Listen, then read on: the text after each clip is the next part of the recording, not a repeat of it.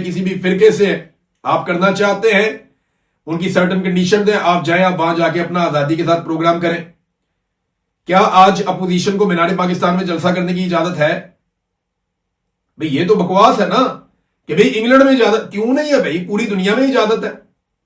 यहां इतने बड़े बड़े इज्तिमा तो हमने किए, बहुत बड़ी तादाद में लोग इकट्ठे हो जाते हैं, कभी हॉल्स के अंदर कर लेते हैं, कभी बाहर कर लेते हैं। पाकिस्तान में तो कहीं पे कुछ किया ही नहीं जा सकता, सवाल ही पैदा नहीं होता कि अपोजिशन को सर भी उठाने दें। यहां पे तो लोगों ने बाकायदा अप्रूवल लेने के बाद फलस्तीनियों के हक में और इसराइल के खिलाफ एहतजाज किए इन मुल्कों में, सारे यूरोप के अंदर हुए, अमेरिका में बहुत बड़े बड़े इज्तिमा हुए हैं। क्या पाकिस्तान में यह हो सकता है? पाकिस्तान में तो गोलियां मार देते हैं। जो निकलता है एहतजाज करने, इवन इसराइल के खिलाफ एहतजाज करने लोग निकले तो उन्हें पाकिस्तान में गोलियां मार दी गई। और कौम को यह देते हैं चूरन झूठ का, फ्रॉड का, कि जनाब पूरी दुनिया में नहीं होता। पूरी दुनिया में होता है, पाकिस्तान में इजाजत नहीं मिलती। नाज़रीन, मुबारक बलोच साहिबा को जो सजा दी गई है, देखिए ये खुमियादा तो भुगतना पड़ेगा। एक दिन रियासत को माफी मांगनी पड़ेगी, और ये मांगनी ही पड़ेगी, जो मर्जी आप कर लें। आपको बलोच नौजवानों से भी माफी मांगनी पड़ेगी, पंजाब के नौजवानों से भी माफी मांगनी पड़ेगी, खैबर पख्तूनख्वा के नौजवानों और कबायलियों से तो खास तौर पे आपको माफी मांगनी पड़ेगी। और अब कश्मीरी भी आपको माफी मांगने पर मजबूर इसलिए करेंगे कि आपने उनके साथ बड़ी ज्यादती कर दी है। फर्ज करें मुतालबात मान भी लेते हैं, कुछ चीजें थोड़ी सी सेटल भी हो जाती हैं, तो जो कश्मीरी नौजवानों के और बच्चों के दिलों में आपने नफरत पैदा कर दी है, वो नफरत आप कैसे निकालेंगे? वो जो वहां घरों में लाशें चली गई हैं, वो लोग वापस कैसे जिंदा होंगे? जो आपने उनके ऊपर शरपसंदी का या गद्दारी का या दहशतगर्दी का टैग लगा दिया, वो टैग कैसे खत्म होगा? ये नफरत फैलाना बहुत आसान होता है, चीजों को समेटना बहुत मुश्किल होता है। ये लोग ये सारा कुछ करते तो चले जा रहे हैं। मिलिट्री एस्टेब्लिशमेंट अंधाधुंध अपनी ताकत के जोम में करती चली जा रही, गलत काम करती चली जा रही। लेकिन जब इसको समेटना पड़ेगा तो आने वालों के लिए कितनी मुश्किल होगी, इनको इस बात का आइडिया भी नहीं है। इन्हें अंदाजा भी नहीं है कि आज इनका बोया हुआ एक एक बीज कल एक एक तनावर दरख्त बनेगा, तो कल उस फसल को कौन काटेगा, उनकी जड़ों को कौन उखाड़ेगा? उसमें बहुत ताकत लगेगी। इनको इस बात का आइडिया ही नहीं है। आने वालों के लिए मुश्किलात बढ़ाते चले जा रहे हैं, बढ़ाते चले जा रहे हैं। अब मारूम बलोच साहिबा की जो सजा है उसको चैलेंज किया जाएगा, और डॉक्टर मारूम बलोच और सिबगतुल्लाह साहब की जो सजा है उसके खिलाफ एहतजाज भी किया जा रहा है, और इस फैसले को हाई कोर्ट में चैलेंज करने का ऐलान किया गया है।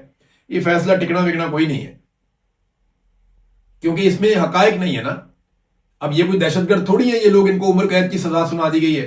आप दुनिया की किसी भी अदालत में ले जाएं, इन बुनियादों के ऊपर तो आप कभी सजा नहीं दे सकते। पहले आपने पकड़ के उनको अंदर कर दिया वो 3MPO के तहत, फिर इतना अरसा उसके अंदर अंदर रखा, फिर आपको ख्याल आया जनाब ये वाला मुकदमा डाल देते हैं, मुकदमा डाल के उनको उसके अंदर उम्र कैद की सजा सुना दी। हद नहीं होगी वैसे? इसी तरह ईमान मजारी को भी सजा सुना दी। तो नाज़रीन, अभी लोग एहतजाज कर रहे हैं, और कई जगहों के ऊपर जो है वो बलूचिस्तान में जगह जगह पे एहतजाज भी हो रहा है, दहशतगर्दी के वाकयात भी हो रहे हैं। वो जो नौजवान शहीद हो गया बलूचिस्तान में दश्त के इलाके में, वो तो ट्रेवल कर रहा था ना, वो तो एक जगह से दूसरी जगह जा रहा था बस। उसके साथ उसके बच्चे थे, बीवी थी, गोली मार के कत्ल कर दिया।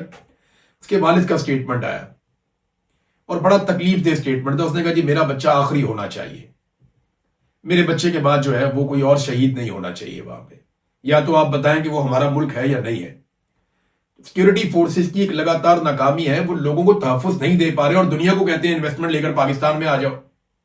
जब तक आप चंद चीजें नहीं करेंगे, तो पाकिस्तान में सियासी इस्तेहकाम, ये 2 नंबरी जो सियासत के अंदर आप करते हैं, ये बंद करें। अदलिया आजाद, ये जो अदलिया को आपने कंट्रोल कर लिया 26 और 27वीं तरमीम के बाद, ये बंद करें।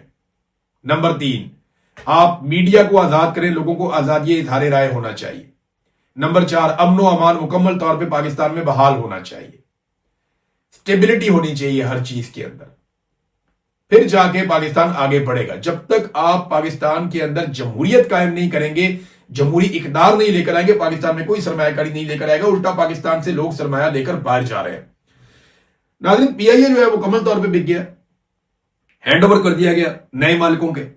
और जो नए मालिक हैं, अब ये एक प्राइवेट ऑर्गेनाइजेशन है, यानी प्राइवेट एयरलाइन PIA, ये मुकम्मल तौर पे बिक गया। इसका नया बोर्ड ऑफ डायरेक्टर्स भी बन गया है, और इसमें लेफ्टिनेंट जनरल रिटायर अनवार अली हैदर जो है, उन्हें इस कंसोर्शियम का चेयरमैन बनाया गया है।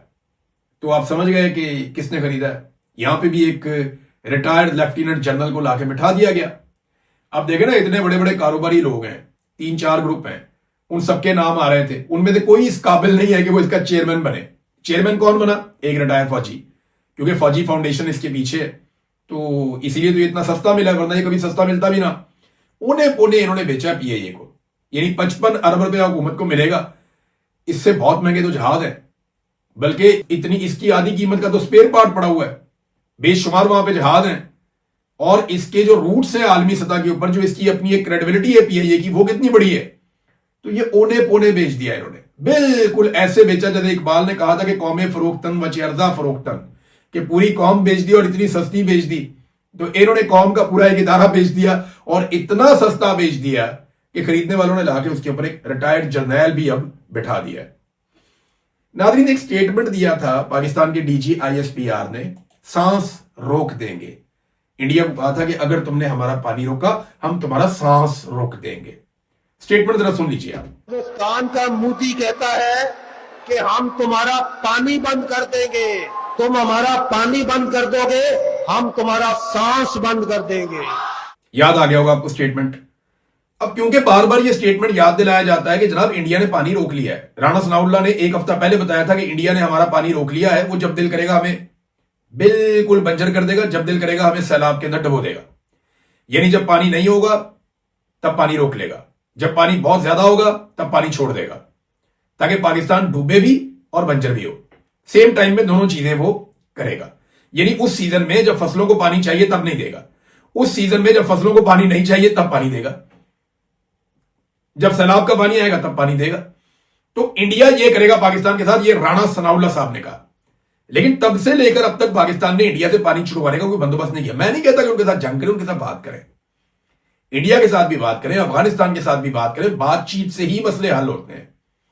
मैं ये भी नहीं कह रहा कि आप वहां जाके वो गिरा दें सारे। ये तो फौज की जुबान होती है ना, वो बहुत तल्ख बातें बोल जाते हैं, जरा बहुत बड़ी बड़ी बातें भी कर जाते हैं। इंडिया की तरफ से भी होती हैं, पाकिस्तान की तरफ से भी होती हैं, वो बातें अपनी जगह पे। लेकिन हुकूमत की एक जिम्मेदारी है कि वो इंडियन गवर्नमेंट को एंगेज करे, उनके साथ बात करे कि जी हमारा पानी आप ना रोकें, हमारा एक मुआहदा आपके साथ हुआ है और कुछ चीजें अगर तय करनी पड़ती हैं उनके साथ तय करें। पाकिस्तान के किसानों का बहुत नुकसान हो जाएगा।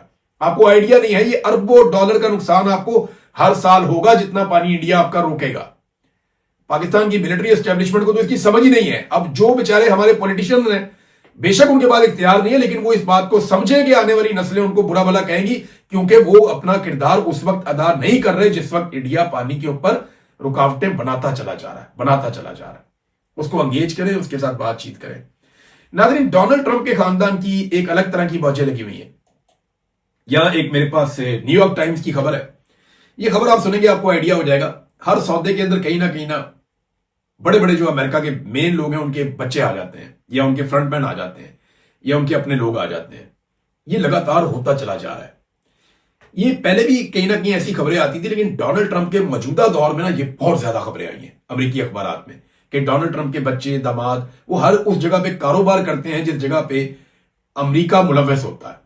यानी वो डोनाल्ड ट्रंप की हुकूमत से ये फायदा उठा रहे हैं कि अपने जाती कारोबार में बहुत ज्यादा इजाफा कर रहे हैं। इसको आप ऐसे देख लें। मिसाल के तौर पे अमेरिकी अखबार न्यूयॉर्क टाइम ने भी एक और रिपोर्ट दी है। उनके मुताबिक ट्रंप इंतजामिया ने एक ऐसा मुआहदा करवाया है जिसमें अमेरिकी नवाज कंपनी काज रिसोर्सेज, ये कजाकिस्तान में मौजूद दुनिया के सबसे बड़े टंगस्टन के जखायर हैं, उन पर काम करेगी। टंगस्टन जो है ना, वो ये एक धात है खास किस्म की, बड़ी जबरदस्त धात है, बहुत कारामद। तो जनाब इसके ऊपर वो काम करेंगे और यहां से वो ये धात निकालेंगे और ये 1.5 अरब डॉलर से भी बड़ा एक मनसूबा, बहुत बड़ा मनसूबा है। अच्छा, तनाजा इस वक्त खड़ा हो गया जब ये पता चला कि मुआहदा फाइनल होने से ठीक थोड़ी देर पहले या बिल्कुल थोड़ा पहले मुआहदा हो रहा है। एक तरफ अमेरिका जैसे ही मुआहदे के करीब पहुंचता है, उससे बिल्कुल पहले क्या होता है कि सदर ट्रंप के बेटों डोनाल्ड जूनियर और एरिक और अमेरिकी वजीर तजारत के करीबी सरमायाकारों ने खामोशी से इस कंपनी में अपने शेयर्स खरीद लिए। समझ आ गई आपको बात की? बहरहाल अब तक के लिए इतनी, अपना ख्याल रखिएगा, अपने चैनल का भी। अल्लाह हाफिज।